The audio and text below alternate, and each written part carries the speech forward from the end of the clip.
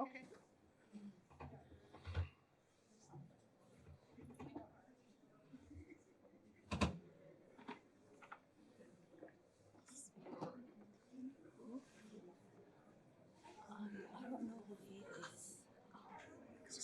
Thank you very much, Rob.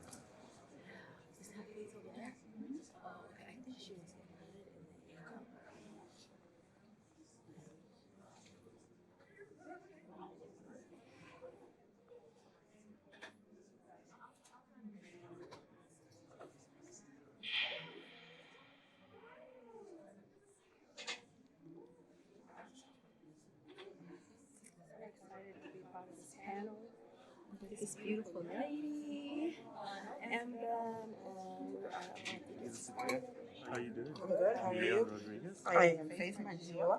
Faith? Oh, I love that name. How are you? I'm from South Africa. From Good South evening, country. Good afternoon. Yeah, yeah. It's public now. It is good to see everybody here today. I want to welcome you to the first of our weekly programs for Black History Month for 2023. This is a program that will talk about the moving to Minnesota, the migration and immigration experience. My name is Daryl Spears, and somebody told me I was the moderator, and I'm still trying to figure that out. So as we begin, I'm going to say that in the sense of community and where I'm from, music has always been important. And as we come to February and Black History Month, Dr. Carter G. Woodson, it started off for those of us that have been around a while, it was a week. And now it's a month. But in actuality, it's every day. But what I'm going to do is, if you know it, I'd like you to join with me in the Negro National Anthem, which is Lift Every Voice and Sing. And would you please stand? Lift every voice and sing, till earth and heaven ring, ring with the harmonies of liberty. Let our rejoicing rise high as the listening skies. Let it resound loud as the rolling sea. Sing a song full of the faith that the dark past has taught us. Sing a song full of the hope that the present has brought us. Facing the rising sun of our new day begun, let us march on till victory is won. Thank you so much. And as we begin today, we must remember that we're here standing on the shoulders. We're standing on the shoulders of our ancestors. And as I pour libations to honor them, I want to talk about those ancestors and mention some that have laid the path and the shoulders that we stand. I talked about Dr. Carter G. Woodson, Brother George Bonga, Nellie Stone Johnson,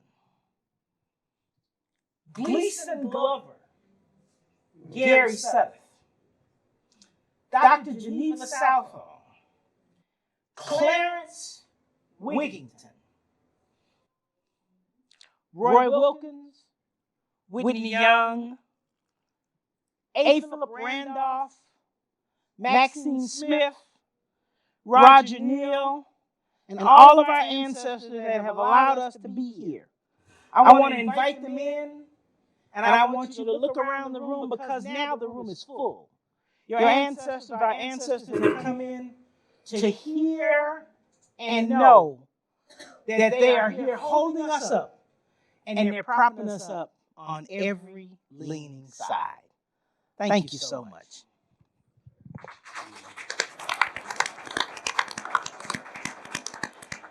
we have the honor of having some discussion and dialogue. But before we get to that, I want to introduce our speaker. His name is Dr. Leon Rodriguez. Not only is he an educator's educator, he's what I'd call a wonderful human being.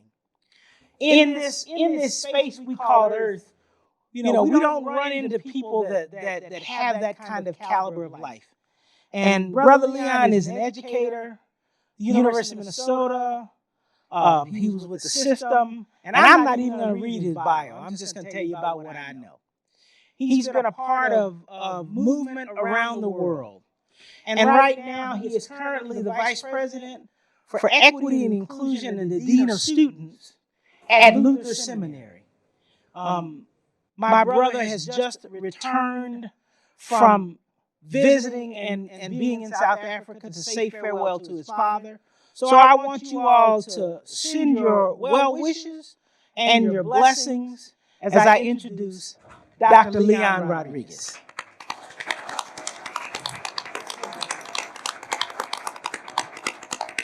I call him Tony, and I know you call him Daryl. So thank you very much, Tony. Good afternoon, everyone. Especially good afternoon to Mayor Jacob Fry. I'm very honored to speak in your presence, sir. And for many of you who already know me, I'm happy to join you today. Our stories today, you will see, will intersect with each other because the human story is a very, very unique and interesting story. And it's amazing how our stories intersect with each other. I'm very thankful that my brother Tony has done this libation and spoke about the shoulders upon which we stand. In my tradition, we never introduce ourselves without introducing the shoulders on which we stand. Well, if I did that today, you will be here for the entire day, and we might have to feed you. But that is my tradition. But I do stand on the shoulders of many strong men and women in the country of South Africa, where I am originally from. And as Tony said, I've just been to South Africa. I returned 2 days ago after the death of my father. And people often ask me, how are you doing? Well, I'm really doing well. My father lived a very, very good and rich life. As a minister, as a community leader, he was 93 years old. I'm very happy that he is sleeping in heavenly peace. So I'm doing really well, and I'm excited. Thank you for the invitation to share my immigrant story with you today. Even though I'm an immigrant for the past 28 years in Minneapolis, we started out in southeast Minneapolis. Currently, I reside in St. Paul, the city you all really love and wish you could live there. But I have been here before. I have been here through my grandfather, who was a slave, who was a descendant, actually, of Jamaican slaves, and who moved to the southern United States. And as soon as Reconstruction was happening, he decided to leave the United States to go to South Africa. And this is where he met my grandmother. His name was John Turnbull, and my great-grandmother was Caroline Turnbull, whom I knew. I did not have the privilege of meeting John Turnbull because he died before I was born, but I do remember my Auntie Caroline, or my great-grandmother Caroline. We called her Auntie Caroline. And the stories I hear from my mother and others about him was there was this American who lived in our neighborhood, and he was a blacksmith. So I feel like I've been here before. So the question always comes up, as an immigrant, I regard myself, my identity is that of a black male. But the question always comes up whether I am African American or whether I'm an immigrant. And it's interesting how we make those distinctions. Well, history tells us we are one people. We are all from Africa. And this is the part of my story that you might find quite intriguing. Having had my grandfather coming from the United States, coming to South Africa, fleeing the oppression that many of our ancestors here faced, just to find that under the British, there was something called petty apartheid. I grew up under the actual apartheid system, but he was living under the petty apartheid. So thinking that he was moving away from the kind of racial oppression, in fact, walked right into it under the British, and South Africa was once a British colony. Well, many years passed by. I grew up under the severe racial oppression in South Africa. And as soon as we abolished the apartheid system, due to the many efforts of the anti-apartheid movement, of which I was a young activist as a college student, when that was over, I decided that I wanted to further my education. And while I did a master's degree in South Africa, many of my professors said, don't study here. Life as a segregated South African was pretty harsh. And so we had to deal with many attitudes when you wanted to pursue higher education, because obviously there was fear by the white population that we would take their jobs.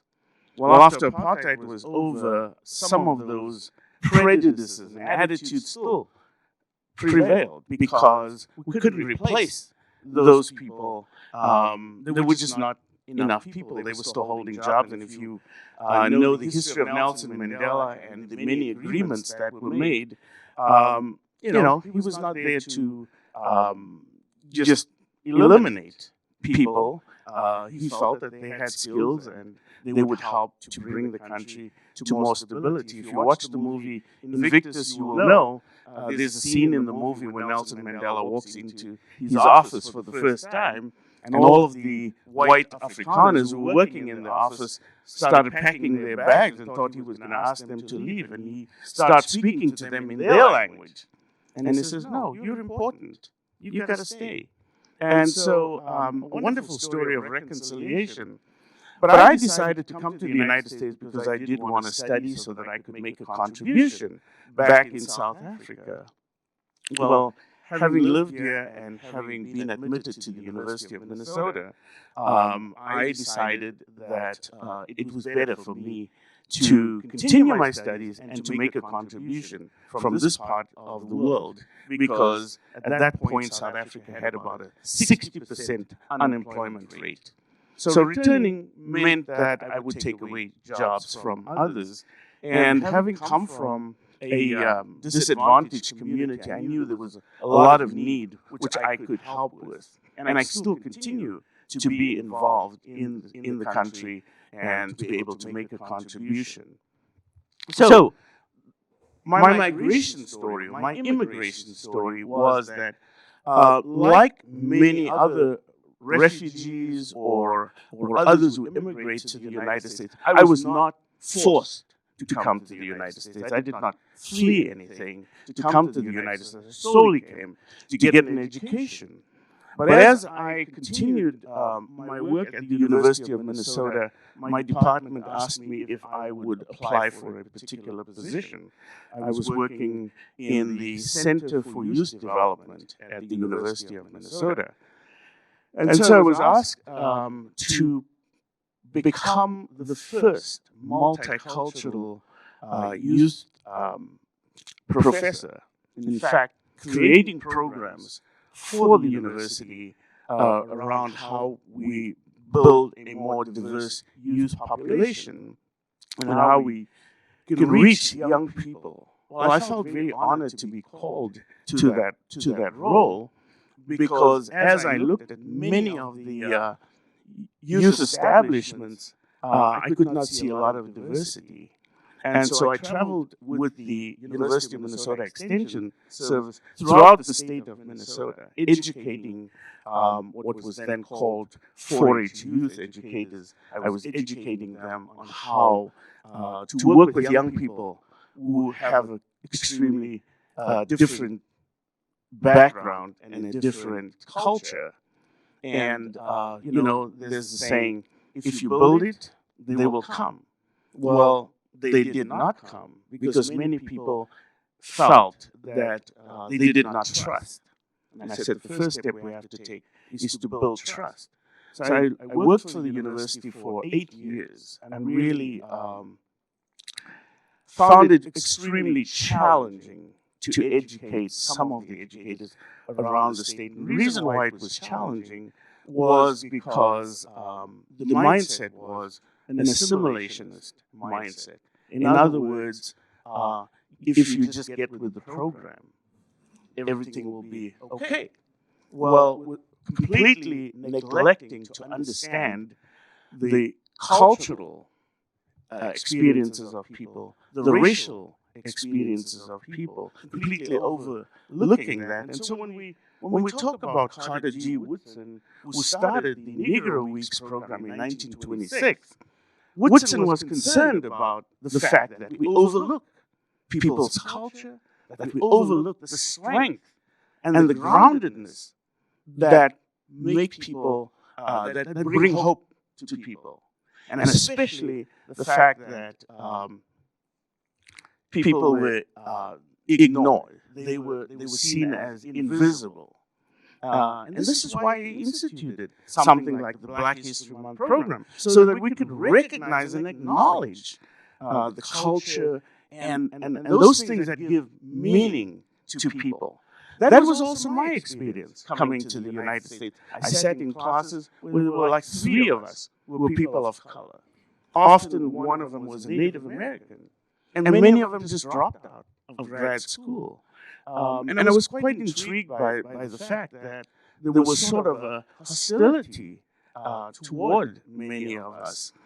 Professors often didn't understand us, particularly myself, who came from a culture where we spoke more of a British English. So spelling and everything was very different for me. And as I sat in classes, often many of you know about microaggressions. There were several microaggressions committed by professors who told me and who treated me as though I did not know enough and that I had to grow up. And I think many of you might be familiar with that. You might know that when somebody comes from another culture, you first have to take a step back to get to know that person, right? And I think in America you have the saying, you just don't get me. Well, that is so true when we work with different cultures. People just didn't get me. I spoke with a strange accent, which kind of indicated to people that perhaps I'm not as intelligent. I did pursue my doctorate at the University of Minnesota, and I was quite successful in that, and committed myself to the work of equity and the work of building intercultural competence, because I saw this as very harmful in our experience here. Well, because of that work, I continued to do that. My children were growing up. My eldest daughter then said, I want to go to university as well. And she started out at the University of Minnesota. Well, by the time she graduated, the other 2 were already almost done with high school. And they decided they also wanted to go to college and get their degrees here before we returned home. Well, by the time the second 2 were in college, the first one decided she was going to get married. And then we had grandchildren. So our roots were deepening in this society. And at this point, my wife always said, when are we going home? And one of the philosophies in our family is that you always contribute. We are very civically minded and civically engaged, and we always contribute. Well, we're so deep in our contributions here that it felt really hard to uproot and leave. And then we had our first grandchild. And that, my wife said, now we're not going back. I am not leaving our granddaughter here. And so we find ourselves pretty much invested in this society. I attend a church where I've gone to many different churches, but Tony and I go to the same church, in the Camphor Memorial United Methodist Church, a church which I found I could be myself on a Sunday. with people who look like me, with people who think like me, with people who are drawn to the same things I'm drawn to, because 6 days a week I work in contexts where I often have to bite my tongue or be a little subdued. And many of you know that experience where you don't want to outshine those who have the power to either oppress you or to make life a little more uncomfortable. So you kind of blend in and you try to go along to get along, right? I do that sometimes as a skill in order to build trust, but I'm also very outspoken when I see things, and I approach it from an educator's perspective. And I found that in Minnesota, many people are open to hearing that, but we also have something called Minnesota Nice, where even though they agree with you right in that conversation, they still go back and do the same thing. Also, people don't tell you when they're uncomfortable. When we can't learn about each other and our differences if we are not prepared to be uncomfortable. But Minnesotans have this, not all Minnesotans, I'm not going to generalize, but Minnesotans have this ability to smile and say thank you, and then they move on and they move along and they do the same old thing. Well, this is why we just can't crack this nut of racism, deeply endemic racism in the society, because we just don't commit. And so for me, living in the United States and also having sort of one foot back in Africa, in the African continent, is a commitment. It's a huge commitment. It's a financial commitment because I have to pay a lot of money to Delta every time I fly home. It is also a financial commitment because living in the United States, we do live a much better, much more advantaged life. And we have family members who have tremendous need. So it is a financial commitment. It is also a social commitment. We want to contribute in the society. We want to see the society better. 3 years ago, I was flying back from South Africa, and I saw this article in Wallet Hub, and it said Minnesota, second to last in the nation for racial integration. And I was deeply shocked by that. And that made me commit even more to racial equality and equity in our society. And I will never tire. People say, how could you do this work for so long and you keep doing it? I will never tire from doing this because this is how we fought the apartheid struggle in South Africa. We fought it because we were persistent, we were consistent, and we were highly informed. And so my message to you today, as an immigrant in the society, is to be consistent, to be persistent, to be highly informed. From the very first year in living in Minnesota, I started what was a relationship between African Americans and Africans. There was a deep estrangement between us as kin, us as siblings, us who are of African descent. And with a gentleman by the name of Chief Ero Fularin in Minneapolis, with a grant from the Minneapolis Foundation, we held our first African American conference at the Humphrey Institute. And just 2 years ago, during the pandemic, with Dr. Bernard Walker and Dr. Samuel Zalanga, we pulled together people from around the country to continue to have this conversation about how we are family, how Africans and African Americans have something in common. I don't see a lot of that work happening, but I want to tell you that we are related, or as the Lakota people say, Mutakaya Oyasin, we are relatives. We are all one. And I want to leave you with that message today. Thank you.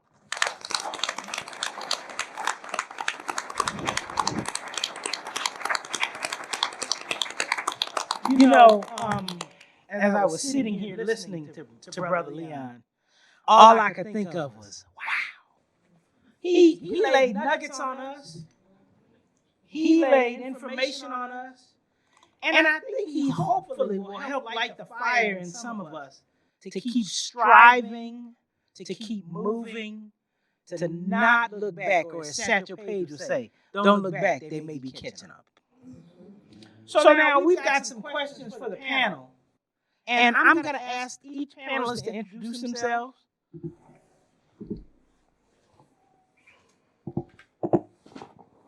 Hello, everyone.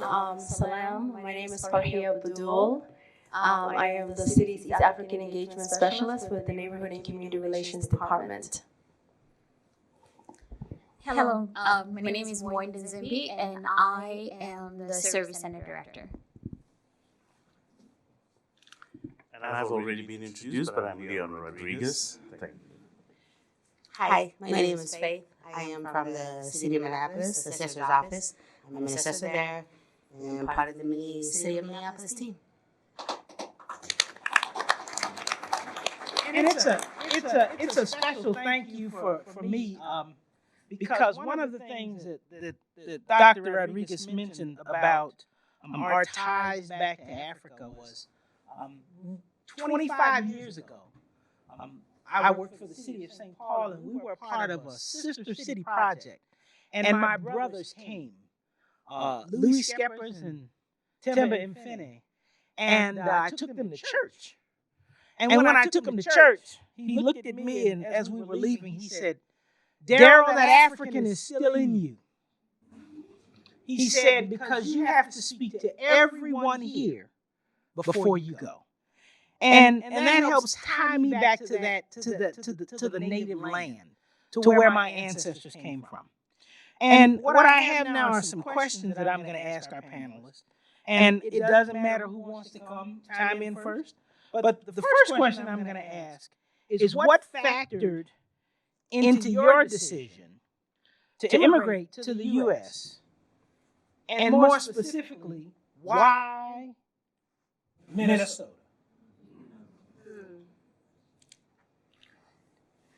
I'll start. I think for me, I was running away from my family. But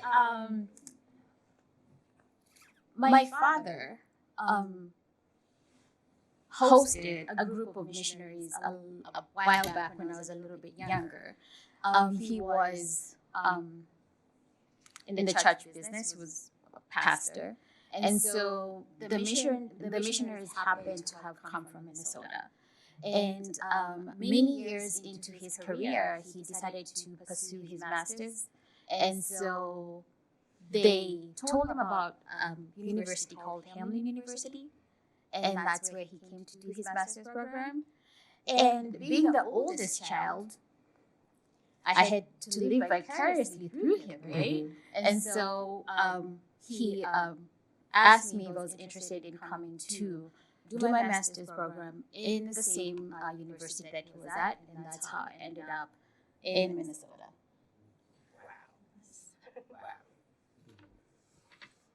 Sure. So my immigrant we're a immigrant refugee family. My family immigrated when I was about 8 years old from Somalia because of the refugee status. We were fleeing from the Somali Civil War back in 1992-93, and we landed in San Diego. And we lived in San Diego for about a year, and then we came to Minnesota. We had a sister that wanted to work, so I come from a very dynamic, blended family, and I don't know why we came here, to be honest. It was so cold. And I remember being in the 3rd grade, and all I wanted to do was go sledding like all the kids, and I didn't have winter gear, and I remember telling my mom, we need gloves and snow pants, because everybody's got snow pants. So that's why we ended up here. My sister sponsored the family through immigrant social services, and she sponsored all of us, and we were just grateful to be at peace finally after living in a refugee camp for about 2 years in some horrible conditions. So. Hi. I wish I had a kind of like a smooth sailing story, but I have two different influences that led me to America, and then that led me to Minnesota.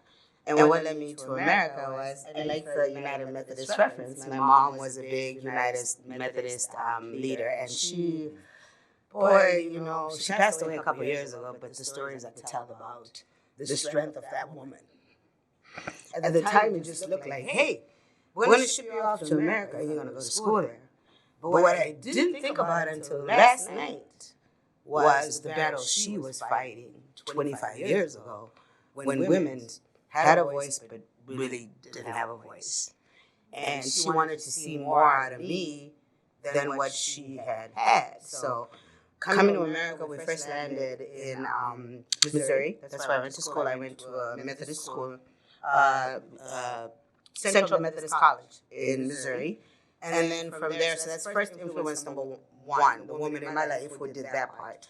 Now, woman number two was my sister, who was already kind of out here. Now, whenever everything got rough, when you come to America, you don't have that sibling foundation. I come from 5 families. My dad had 12 siblings. My mom had 4 others, but you never have that. So you stick to what you know. And my move to Minnesota was my rough time coming to what I knew was home, which was my sister. So that's how Minnesota came into play. But even coming into Minnesota, the eye-opener was opportunity, a chance to be who I was, and to even be better than the world expected. So she found that foundation. I slowly found my own. And here we are in Minnesota. It's been, for me, 15 years, but a solid, my home is not just my home. My home is only Minnesota because that's our home. That's the immigration story behind my life. Thank you. My immigration story is my migration story is almost the same. My family came out of, my mother came from a little town in Mississippi, and for someone to tell you that a black woman graduates from college in 1953 is amazing. In Mississippi, and comes to Chicago. That's where she meets my dad. And my dad was from a little town outside of Oklahoma City that was founded by freed slaves. You are looking at the direct descendant of those folks. My great uncle, he was named after the town. My father's from a place called Boley, Oklahoma, and Uncle Boley was my great uncle. So that's about my component. And I only came to Minnesota to be here for my wife and I 4 or 5 years. We figured we'd come here and then we'd find someplace warmer to go. Well, the warmth that got us here has kept us here. The family, and I have one blood relative in this town, aside from my wife. But the family that I have, Brother Leon, my church community, folk here, has kept me here, and we ain't going nowhere. Yeah. My next question to you is, how did your experience differ from any hopes or expectations you had when you came? You can go. I can go. Well, first of all, hopes and expectations went out the window as soon as you landed, because what everybody else assumes, even what you assume, when you land is a different story. And like I said, as I was thinking through how we were going to talk about this, my hopes were for humanity. My spouse kind of talked about that a little bit yesterday, and he said humanity.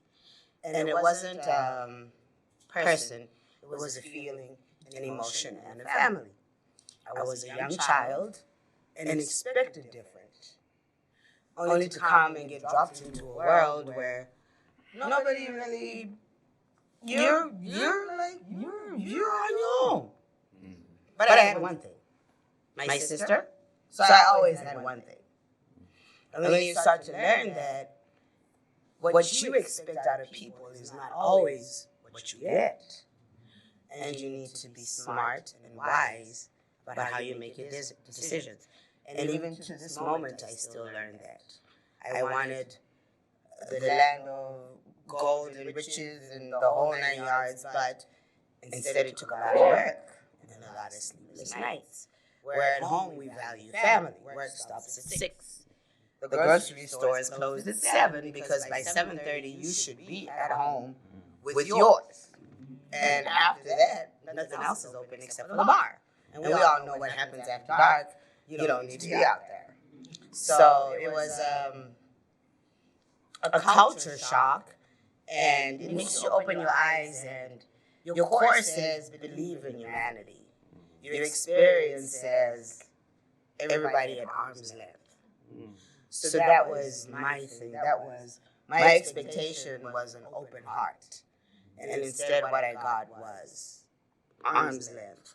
So that my expectation and what I received, this is where the two were different. For me, I think some of my hopes have been exceeded.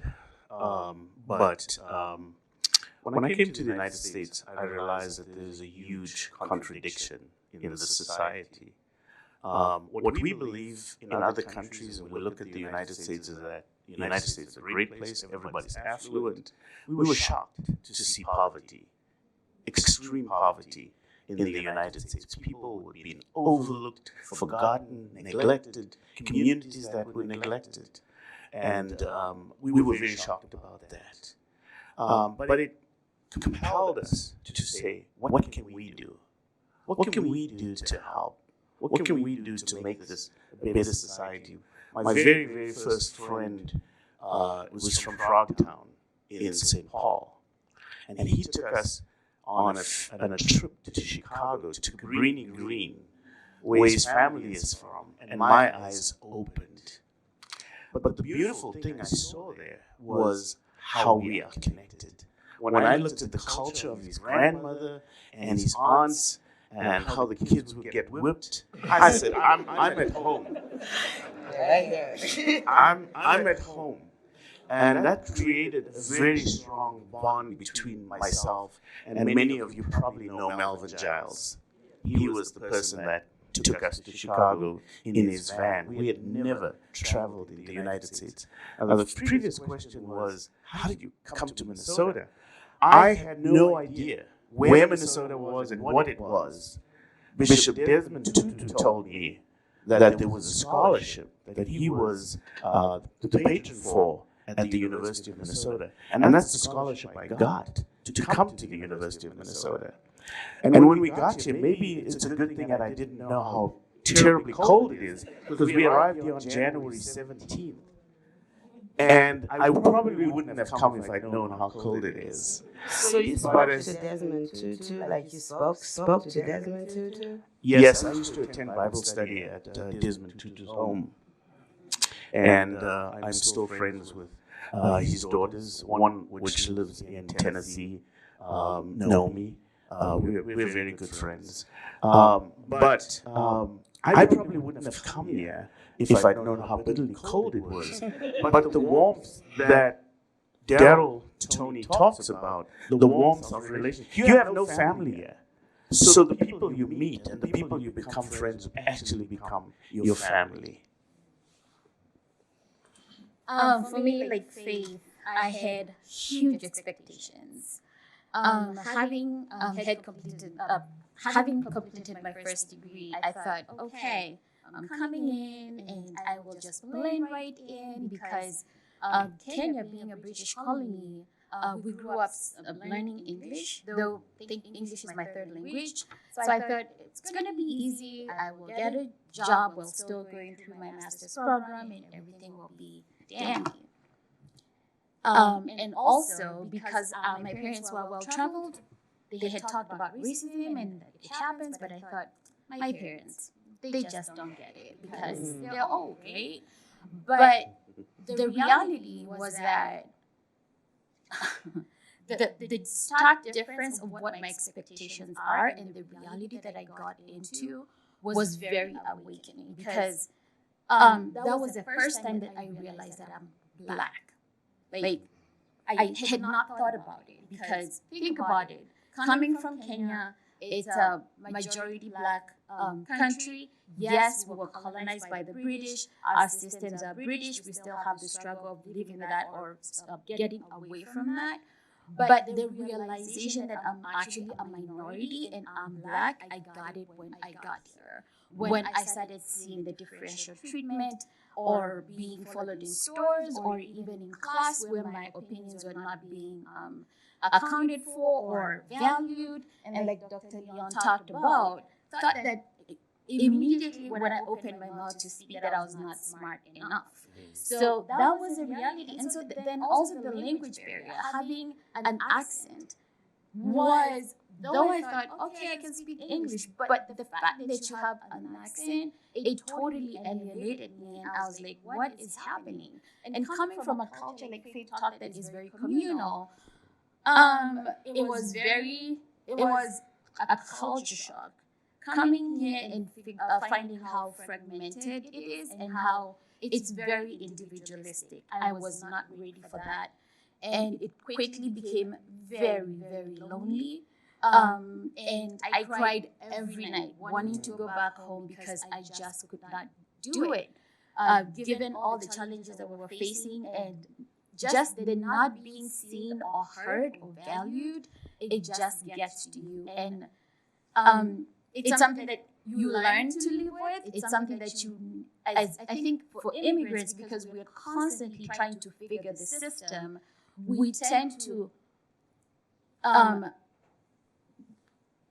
know it really well to where we get creative on how to navigate through it and survive.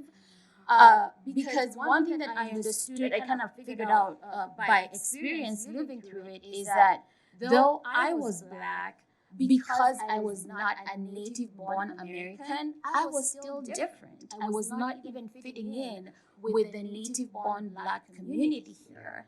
And so there was that not figuring out who my true identity is. And for the first time, coming from Kenya, I did not know who I was, and yet I knew who I was.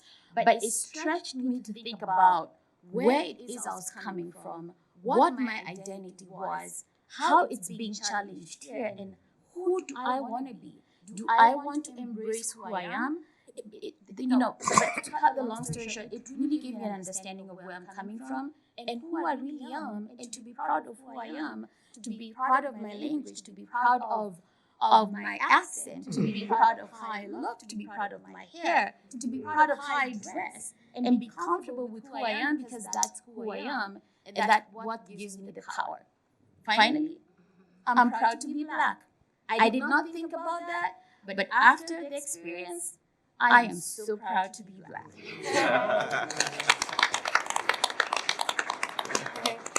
Awesome, that part, right?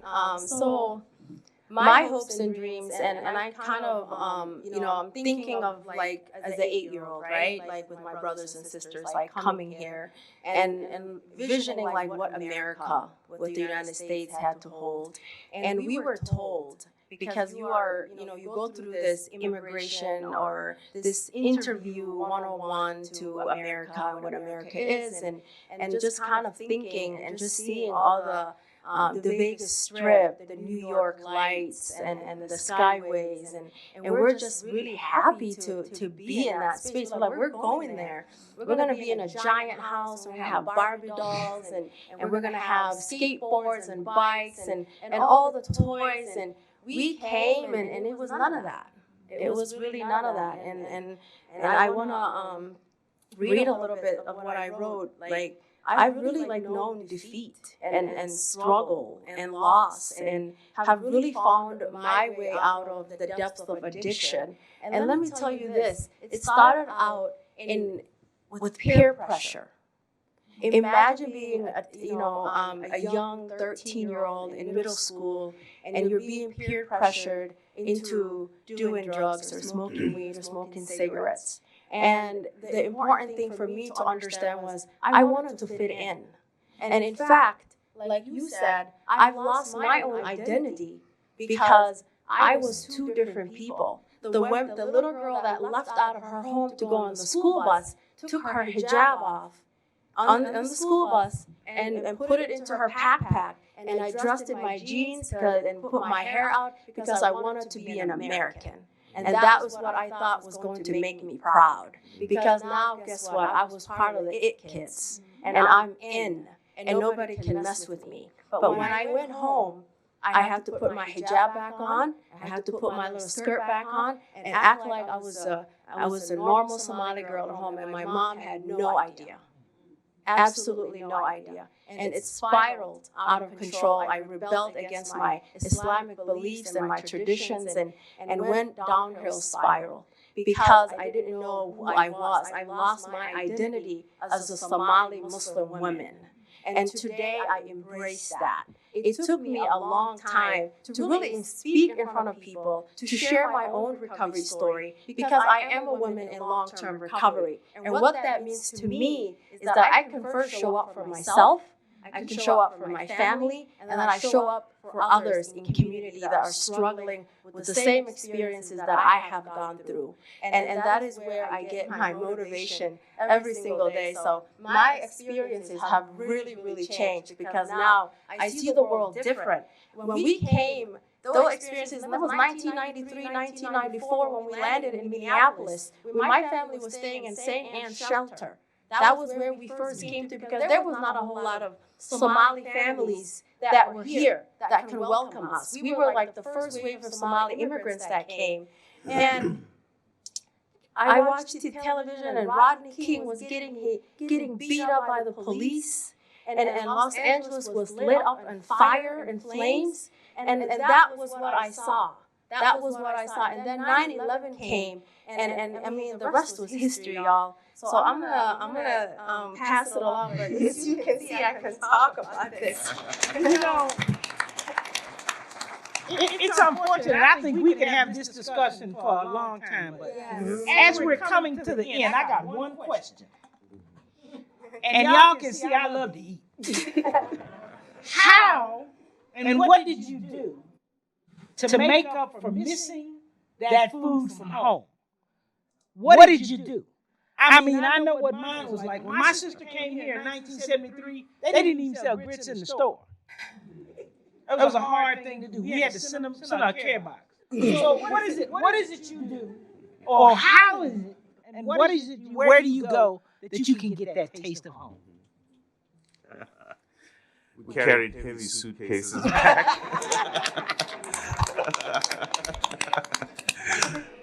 It took a while to find out that the cornmeal we use back home for ugali, or in our country, which we call putu, was pretty much cornmeal. So we found Quaker cornmeal, and we could make a dish that we really loved. We did find some immigrant stores, like the Indian stores on Central Avenue, sold a couple of products like Dettol. I think you know what Dettol is, right? And soaps, things that we used back home. It comforted us. But we had to also do without some things. One day we went to Rainbow. You guys remember Rainbow? And there was a sausage. Now, there's a sausage in South Africa. And this sausage looked so much like the one in Rainbow. And we were so excited. We got home and we cooked it. And when we tasted it, everybody just spat it out. We couldn't tolerate it because it didn't taste the same. It was some sort of Italian sausage. And we were not accustomed to that. Eventually, I started making my own. So you become innovative and you adjust and you modify things to survive. It's funny. I just found a man from Louisiana, and he cooks just about as well as the Africans. You know, there's something about your mother's cooking that you can never replace. And we've always tomatoes and onions and curry kind of place. We're not like some of the other African countries that have a bunch of more extravagant, bigger, options. We do the cornmeal. We call it salsa, and the sausage you're talking about, we call it burros, and you can never find it anywhere. You know what I'm talking about? You can never find it anywhere else. Until this day, my brother will be nice enough to WhatsApp me and send me a picture whenever he's eating that meat. So, ain't nothing changed since then. But when it comes to food, you just, to be honest, you do. Well, from where I'm from, in my experiences, we work with what we have around us, but that true home felt kind of good cooking. It's been a while, and like I said, until I met my significant other, it had been a long time since I had that, oh, this is so good feeling. He orders stuff from Louisiana, by the way, and he gets it shipped frozen, meat, vegetables, the whole 9 yards. That's the only way we make that kind of feeling happen. Nice. I love that. You're making me hungry. For us, well, we always we do have a lot of curry and those different spices, and we just make it here. I mean, sambusas are very famous. We indulge in sambusas during Ramadan. That's how we break our fast. We eat a lot of pastas and biris, and which is rice. Made with the basmati and just a lot of different blended spices. So, as a child, I did not like Somali food. When I was growing up, I did not like so. I mean, I loved American burgers and fries, and I used to tell my mom like I don't want to eat, And now that I've grown up and I have my own kids, it was important for me to learn how to cook. And to bring that culture into teaching my kids how to cook and to get that right food. So if you ever want to eat some Somali food, go to Qurhlay. Yes, so Maya in the back, yes. Go to Qurhlay, or just let me know. We can go out to eat together. So I agree with everybody else, and also I think initially before we had a lot of people, a lot of immigrants in Minnesota, we used to bring stuff in our suitcases to where the immigration customs officials knew for sure. They would ask you, what do you have in your bag? Do you have Royco? Do you have Royco? And they would name the stuff. And they'll be like, okay, you're good. Because they knew that we don't have anywhere else to get this stuff. But we've been fortunate enough, my family has been fortunate enough because we eat a lot of food that the Somali community eats, because Somalia is divided into two. We have Kenyan Somali and Somali Somalis, and it's the same people, it's the same foods. They're from East Africa, so we're able now to go to Somali stores and get all the things that we need for our foods. We're also able to go to the Indian stores because Indians migrated to Kenya a while back to build the East Africa Railway. So a lot of our custom foods also have that Indian influence. And then also the Mediterranean stores are helpful for us because slaves were being shipped from the Kenyan coast by the Arabs so to Oman. So we have Swahili actually is Arabic, but it's Arabic infused with the native Kenyan languages. So because of that, our foods, we also have Mediterranean foods, the curries, the whatnot. So we're able to visit their stores. And now we have goat meat everywhere. Yeah. So I wanna thank everybody. This has been a plethora of information for me, and I want to thank everybody for coming and sharing your time with us. To the panel, what can I say? I'm coming to eat. And now I want to bring up our chief titer to give us a little closing. But I want to thank everybody and thank you. And the celebration is the celebration. Thanks, Chief. Thank you, Chief. Appreciate it.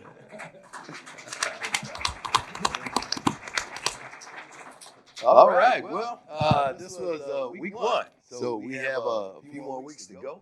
Next week, join us back here, same time, same place, 12 o'clock. We're going to embrace our youth. So the next one will be focused on our youth and the trends that they're facing and things like that. So please join us back here next week at 12 o'clock. the week after that, we will be 11 o'clock at the Capri Theater for the History Makers ceremony.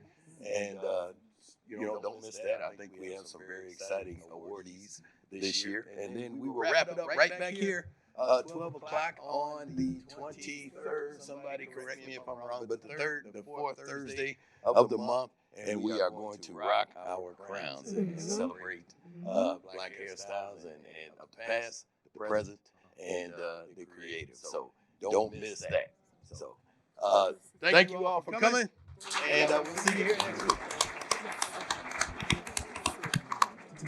week.